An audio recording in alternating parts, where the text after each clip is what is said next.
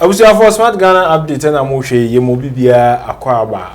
Ex-President John Dramani Mahama akasa aja to abayi ye ensem bebre no aka fa election no otimu se nko de dem lelele otimu se no we wo no ma still na no insist se ankoyi na eno na wo kire se sese nko benya anka independent investigator na waba no wabehwehwe abato no na duru se ampase bibi saa wo mu anaso no ade ogidi se bibi saa wo mu se ba se so obegina witness box mu na wo so e ota obeso e ot na yemma isi ye maame Jemensa onzo so emra na ono so megina witness box mu won so e ot ne yenhwe se wontimi improve ye wrong se isi anya ade isi abato no ankoyi fragadam beef bem na mebese yeko ne yeko tie audio no nsema a wo kan ya ama wogina so kase ohia yemfa independent investigator mra so the be hwehwe nsensem yenko timra ada na won kwa dia so tu ani esi ma me Jemensa so azabia why the totozaza uburu sa His Excellency ada dia na so you see about wo say over assessment of abattoir before, during and after, and you may see before and you may see during and then you may see abattoir no much you know you see a compilation of results near the end. And you may be great to see it was our election and me can and yes me playing electoral commission, but I want to make sure say they will continue to be the #1 electoral commission in the whole of Africa, because that is the perception of Ghana's electoral commission. Afaijan Woho and Madam Charlotte say Woho, we've been the leading electoral commission. Because I said me call Liberia as an election monitor. After first round, there was confusion because the police station one near there.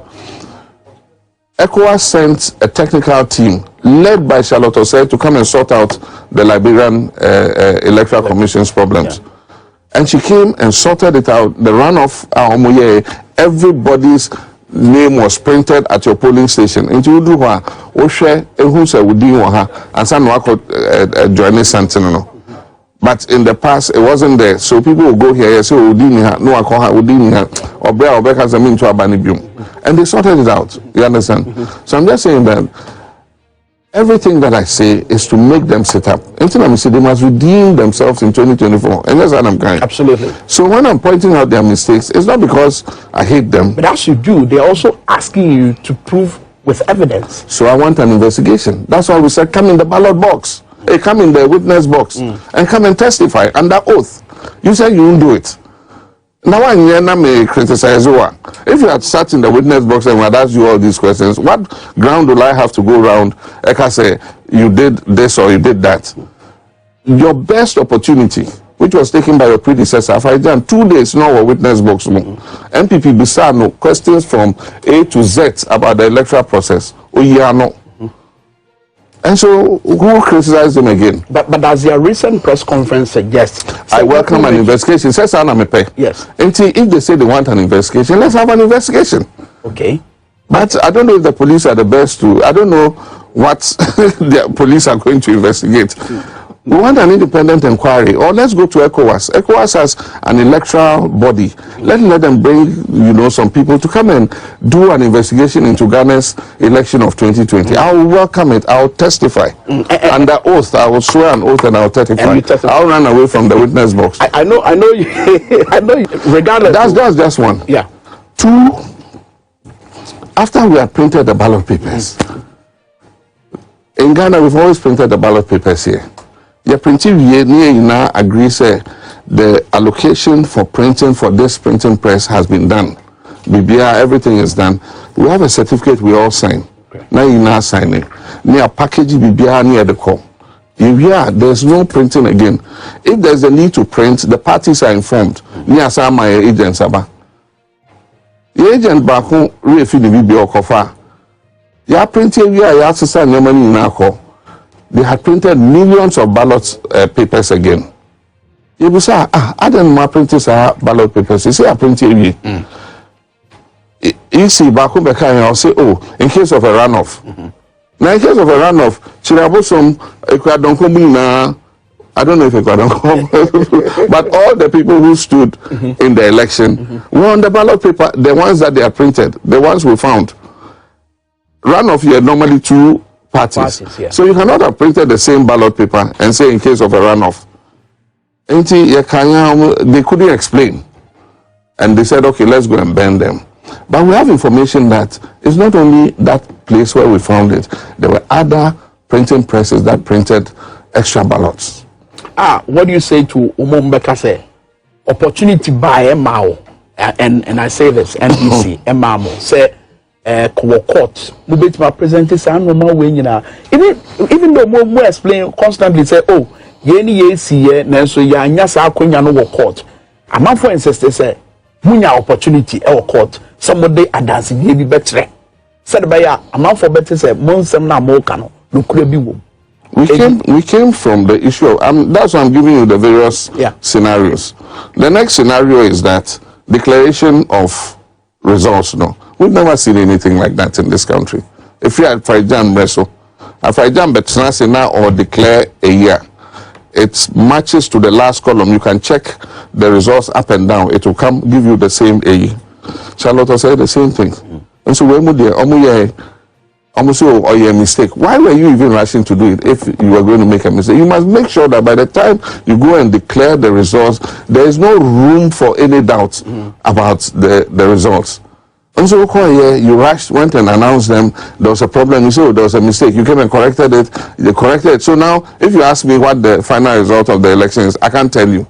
Because they corrected it so many times. I know Aba S President John Dramani Mahama kasa wochechiri mbebre se no mo bebre na nkoye na ono se yakase omra me pruvia obetimi aba with evidence a chereche se obobo obi so a ebedi hu nkomo me na na jei sikapa be ma fentem frem ebedi hu nkomo na am so matie pa makan so mahwehwem na mabibi matie ni ye na wo huni sen no kwasem ni se ye papa omampani dada His Excellency John Dramani Mahama, who kind of short to JDM.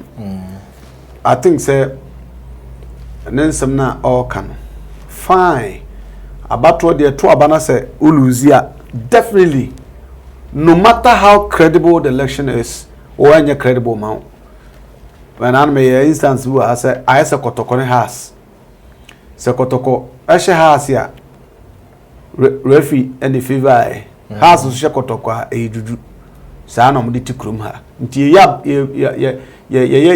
ya two abanasa wa when there definitely you have kind of grievances be able share but what share kakra about no ya two abawie next month ya na 1 year ya call to so by next 2 months ya na the say 1 year enti so kakra ope and you saying private investigators, independent investigators, na baba investigations. Me patrol the case no say, baby, or say Ghana police onim how on BCI investigation, so kasadia, you are telling me say you don't even have trust in Ghana police. Now set answer there at what point? Since when? And I lose trust in Ghana police when you were the president of the republic. Now trust for Ghana police and then there free so no. Police for nyina baba ye nipa uni trust wo ba akokura mu anasa na wo aban mu no na wo ye niema bi e de map o suppress police for no ana o cross o modwuma ya na nti na ofi say aban so ho nti bia ono nso map Ghana police service ntumi nye investigation mu ye krogen na me hu sa nsem wo nyina no sorry to say uncalled for because Yaman Pendada Mahama or millions of supporters of the party. Many of them, what she said, they want to see your evidences, they want to see your results. Unyaya udi krimu say abani to see you. Of course, there were some instances and some Nyama SCC was some polling stations are not entry even to the extent of losing lives. And there, nobody would dispute that. But say, they are not trying to say about generally, and you should back it with evidence. And so, that's a independent, or the saying, body and wababa investigations now definitely or cite ECOWAS for election committee on between abaye saadian on bad they will still have to corroborate or consult Ghana Police Service as one to investigate because on to be free wherever they come from and then just come to Ghana and start doing investigation without the knowledge of Ghana Police Service. So even them say are buying or influence they can still manipulate and then do whatever they want to do. It is a man penny that the Mahama if he's a bano or say Yamfa Charlotte say sorry Jimen Sabina witness box na Yantutuna no. And our sounds cast 2013 dear no ye dey afraid giant kujina na be busa okra yes ye dey afraid giant kujina witness box the difference I've said this before and I'll say it again the difference between 2013 court litigation and as a petition no and 2021 you know difference ne say want na my ba omi akura baji din kese because at the time no MPP as accuser were able to provide some evidences to back their claims. But more the verbal or the saying in a call, a man to me and Fabi back. It would cosite and one enye afrajandiana there were some questions also Bisano, Mekaipa say some of the questions they asked him was some people voted without verification because that was the time when they introduced no verification, no vote. It's nice definitely no. So opponent biaba na accuse biaba say some says you know to provided evidence that definitely that person should be brought to the witness box. But who did there? One person now walk court, you don't have any figures, you don't have any evidences. Yet, what's the amount? Yes, I will say, can say, say, Oko court, obe prove. Nanya court no coin. Baby okona hoye dem but o na hoye makola say no court no na no obe so che say nka muma isi na ngasa mejine mu debut omo because o tie example o mai wo koma edi mu a o che say time a won agent ba ko mo print ballot papers ni wie na obia ahwa ma bibia obia sensa bibia koso wie okoya o sa ba na omo print foforo sa asem wo ye ka kire nkoda so and na say dipa lawyers ni we no muntimi answer sa questions agi say isi na ngasa ba beginem na answer sa questions sa asa no no asa kan say omo print bibia we no omo de call ye no omo later yes omo sa share me ba later omo ko hu say omo sa printing press corona printed ballot box papers no asa print on kwado see millions of that's about 1 million millions of ballot papers. That's what Mr. Mahama said. It is a sadia mwakwa ko hu ade no ama wo say isinuma some members of whatever from isinuma explanation be say because of runoff omo ye and say in case a runoff which to you it wasn't tangible enough because yes runoff nipa too it's not tangible so you bent those unwanted ballot papers it is a yashena they and I will say they have suspicions and information say some of the SS ballot papers no have been penetrated to the your friend is saying system no na so the omuma can say one of the polling stations no money what the say ho polling agent ho sad ye be no na money polling the point of somebody putting something in the ballot paper no ballot box no was high but that means you had all your representatives across the country until at what point and obi be to be the ballot papers 1 million akoshe box it is something all cano until because answer we catch sepani kwa na sabe na drimu no betumi atia I said they catch akoda because you have your representatives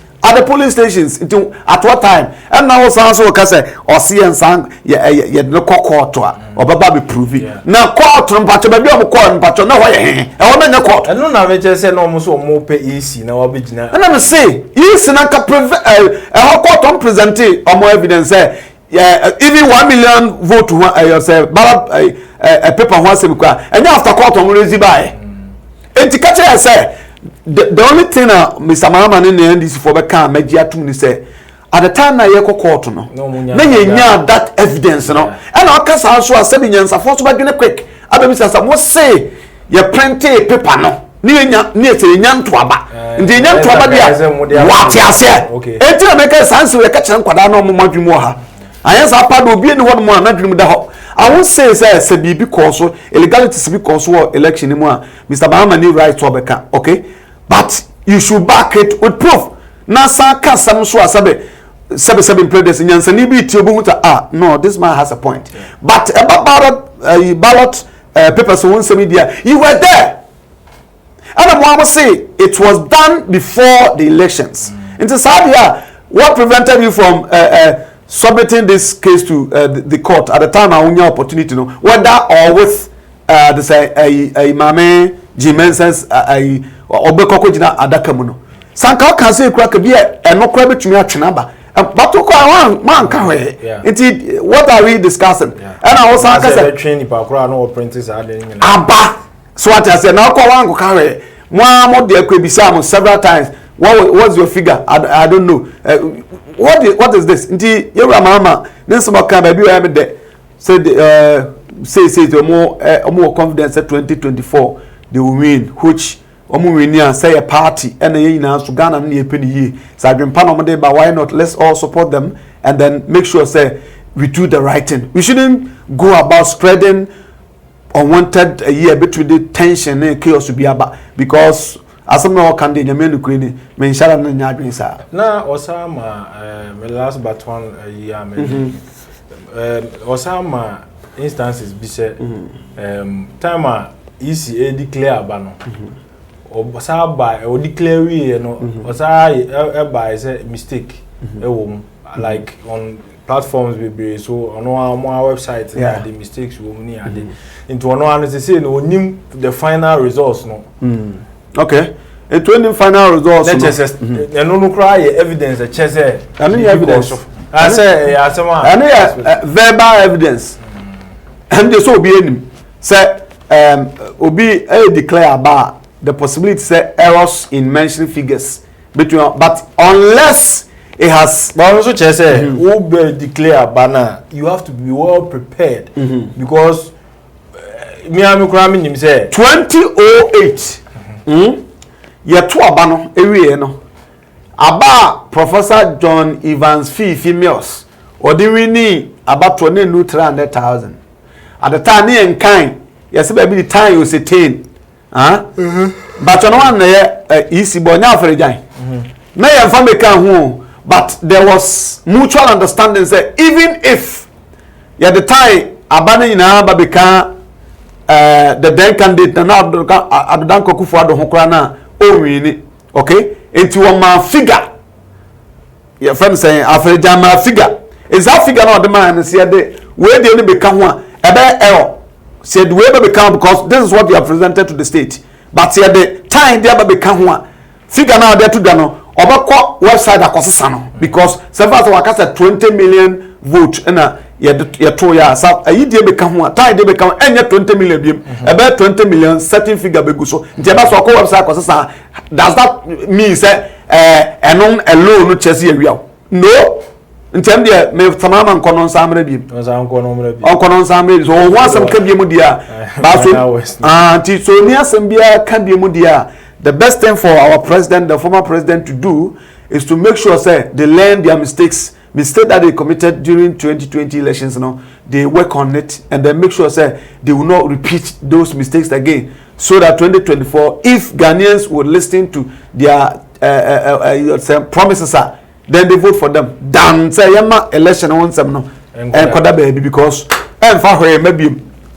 All right, Smart Ghana update na mo hwe ex-president Dramani Mahama nin komo twetwe twetwe e Accra based TV station TVXYZ ho kakra ne yaponi a yedi ho komo no message say we do comment be ba na wa subscribe no like and was